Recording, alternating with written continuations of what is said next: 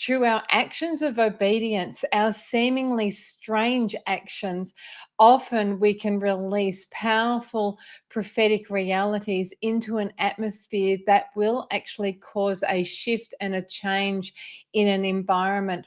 So, the gift of prophecy is not only expressed through words, our actions can release powerful decrees into the atmosphere, and our physical obedience can release powerful prophetic prayers without speaking a word. I When I finished my 3-day training I think it was last week, the week before, I can't remember when it was now. In day 3, I actually covered some of these concepts and ideas. I shared with the group that there was a season when, and he still does this, so I'm not out of this season, but there was a season when God would get me to stop and pick up nearly every single piece of rubbish that I saw on the streets. At the time, my kids were very young. So I had one in a pram and the other one would be walking alongside of me. And it was very inconvenient. Sometimes it was very messy. And there were some things that I felt that I had to pick up as I went on my walks with the children that were really very, very unpleasant. I can remember getting a little bit irritated about it at times, but out of obedience, I would stop and I would bend down and I would pick up the rubbish. And then one day I was sensible enough to actually say to God, or maybe God inspired me to ask him, "What are we doing, God? Why am I doing this?" And he said to me quietly, just with the most beautiful fatherly voice, "Beth, you are cleaning up the streets of your neighborhood." Through my prophetic obedience, I was picking up the rubbish. I was cleaning up the streets spiritually, but I was also cleaning up the streets in the natural. Quite often, an act of obedience in the natural can release a very powerful spiritual reality. I think what I loved about that, and why I'm actually jumping on now and sharing that with people, is because I received the most beautiful message actually from one of the participants from that training, and she wrote to me saying how how much she enjoyed learning, and she loved in particular day 3 on my teaching of the powerful prophetic prayers. She says to me, "And you shared the testimony of God having you clean up the street." Well, 2 days before she watched that training, God had highlighted some litter in the city and had basically said, "You need to pick this up." So she was like, "What?" But then she realized that she wanted to just be obedient to his voice. And so when I shared that testimony, it started to make sense that yes, he has a purpose for our acts of obedience. It was lovely. We were off at visiting a church last Sunday, and one of the leaders said that they felt that God wanted them to get up and start to walk around with their hands raised in the air and walk in a circle. And it was so confronting that they half obeyed. And they repented for that the following week, or when it was, like the Sunday that I was there. And it was funny because God often used to get me to do similar types of things in some of the services that I've attended in the past. It's prophetic praying. It's a form of prophetic intercession where acts of physical obedience will release a spiritual reality or will release a spiritual decree. There's a beautiful situation that I can remember being quite puzzled by. I was in worship one day in a church that Andrew and I were part of a team. We had planted a church locally as part of a team in a very local suburb. And I felt that God wanted me to lie flat on my face with my arms outstretched. And so I obeyed. And I thought, well, okay, I don't know why I'm doing this, but in obedience, I did. It was an act of obedience. But what happened was that my son, Matthew, who was only about 2 at the time, what he did was he came over and he crawled over and he lay on top of me and he did exactly the same thing. And I knew that it had some significance in what it was that we were doing, but I couldn't work out what it might be. And it actually took a mentor of mine. I got in touch with a mentor of mine, beautiful woman called Dale Hooker at the time. And I said, "I don't know what God had us doing." And her husband, Greg, started to get teary, and he said, "It's so beautiful.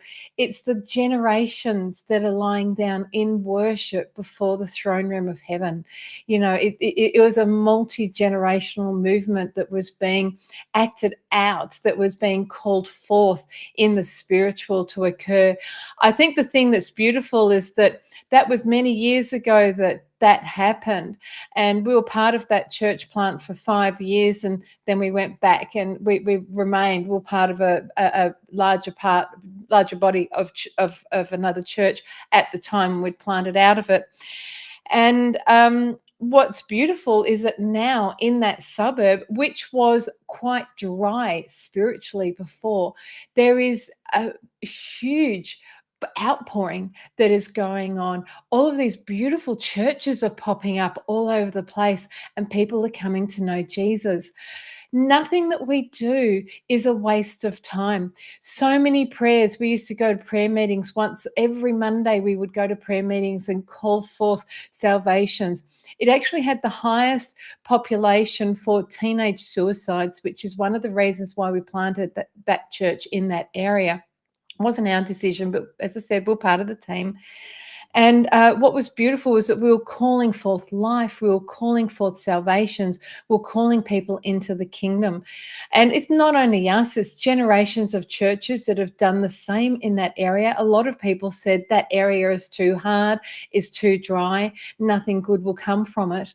And we have recently visited a church that is thriving, had a teenager baptized publicly who's now leading a revival in his school, and having meetings, to read the Bible. I mean, prayers matter.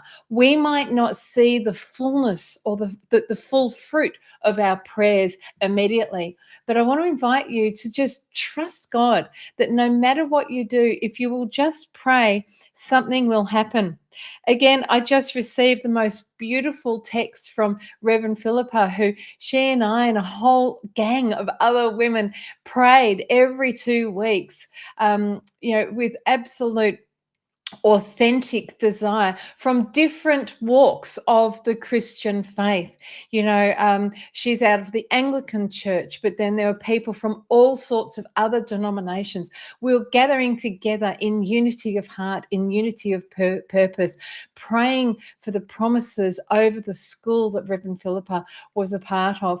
And Reverend Philippa just sent me on Sunday the fact that there was a girl that had been at the school a little while ago, had been attending some philosophy classes and got to the point where she couldn't deny the existence of God anymore, and has given her heart. She turned up to midnight mass, has been attending churches in my area, and has given her heart to Jesus Christ. I mean, you can't make this stuff up. Prayer matters. The other thing that's really exciting is that in that same school that we prayed in, amazing things actually happened. But out of obedience of just going and keeping on praying, and of course, this is prophesying and praying without words as opposed to just our actions. 10, 13 years of it, there is now salvations popping up. Girls, because it was a girls' school, a couple of girls turned up at a local church that I had been a part of, saying, "We want to know how to read the Bible. Can we get a Bible from you?" 2 of those 3 girls were baptized a couple of weeks ago. What we choose to do in obedience, even if we don't see the fruit immediately, matters. What we do behind closed doors matters. Every prayer counts. Every sacrifice matters. As James Gold talks about that. So your prayers can be in the form of just physical obedience, picking up rubbish, picking up litter on the streets. If it's in obedience, you can ask God, what am I doing? And so when we do something with intentionality, we really start to understand. Now, what I loved is that there was one moment when God was actually speaking to me and teaching me through these acts of obedience. One day, there was a piece of litter that was straight outside of my front garden gate. Now, we live opposite a school different school to the one that I was talking about.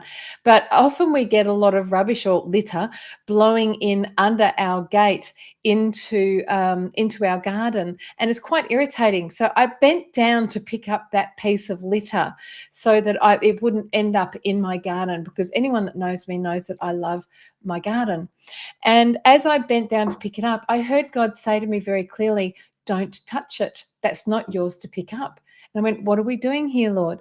And he said, "This is not your turf. This is outside of your boundary. Don't pick it up." And after in obedience, I didn't pick it up. So I then had a discourse with the Lord about it, because every prophetic word is an invitation into a further conversation with God. We don't just stop there and go, "Okay, well, I don't pick it up in obedience." No, it's like, "What are you telling me? What do I need to learn? What else is there about that?" We can be like 2-year-olds asking questions all the time. What is this all about? And if he doesn't answer one question, ask a different question. So I said to him, "What was that all about, God?" And he said, "Sometimes you're going to be egged on uh, into a turf war, into fighting for a territory that's not yours to actually be fighting for, or a fight that is not your fight." We all have spheres of influence and roles to play. And whilst we have authority everywhere we go, we do have a sweet spot. So in that moment, I learned that there are some things that I am to clean up. There are some things that I am to take responsibility for. And then there are other things that I need to leave for other people to do. Not because I can't do it, but because it's not my job to do it. It's not part of my sphere of influence. It doesn't mean to say that if you see someone, needing an ambulance, you don't step out and help them, obviously. But in that instance, he was teaching me, don't get goaded into a fight that isn't yours. And I just found that fascinating, very, very insightful. So I then started to learn, oh, I understand now. This is what I'm meant to be doing. Where's my role here? He might say, no, leave that for another day. That's not your job to do. They're not going to receive what you know about them. They're not going to receive it from you. They need to receive it from someone else. So through that act of obedience, I learnt more about how God wanted me to function prophetically, but also how he wanted me to function in my particular sphere of influence and my call. So there's so many different things that we can learn through physical obedience. We don't need to open our mouth to be praying and to be shifting atmospheres. We can be like Jeremiah, who lay down on his side and released a prophetic word. We can actually act out a prophetic word. We can act out a prophetic prayer. And when done with intentionality, greater power actually flows. I won't go on. I've got all sorts of other examples about, you can wear clothing and all sorts of things like that that will release prophetic decrees. It might sound a little bit strange to some of you, but for others, that is how we are actually called to express our prophetic gift, because there is a multifaceted, a multicolored, much variegated, a manifold wisdom. That's that manifold, much variegated, multicolored. It's a manifold wisdom of God that he is demonstrating through us. And as we act in obedience, sometimes without understanding, we will cause great shift and change to happen for the kingdom.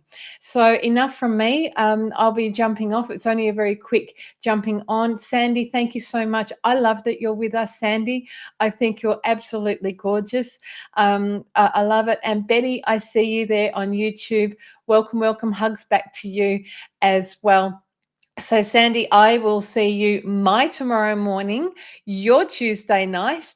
We are actually out of time in terms of signing up, but if you want to jump in, feel free to use that link and I'll make sure it stays open for a little bit longer.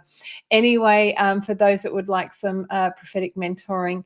So, yes, Betty, there's a whole lot of lesson there that you'll actually see that have a look at where Elijah is nearly at the end of his life, and the king comes to see him, and he says, "Oh, my father, the chariots and the horses have arrived." I think I covered this in the teaching, the powerful prophetic prayers teaching, Betty. So you can go back to that, but it's that scripture that is such a beautiful example of the power of prophetically releasing something through our actions, and how, they can be prayers. They can actually be prayers. There's so many other ways that we can pray and release kingdom realities other than through our words. Anyway, yes, some walk around. I know. I'm so glad he hasn't asked me to walk around naked. That's a very good thing. Gleam Hunter, Josh, hello, hello. Shalom and blessings back to you. That's beautiful. Also, Rainbow, how beautiful rainbows have been showing up in your house. It's you're saying to, possibly saying to see in the spirit.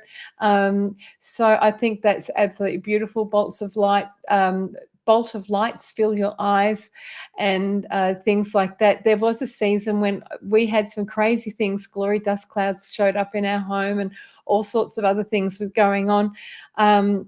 So I just think it's beautiful. You've got rainbow has been showing up in your house. So it's like the promises of God, are there in your home. They're right there for you to live out. The promises of God are in your life, fresh and ready for you to say yes to, amen to. Anyway, much love, and we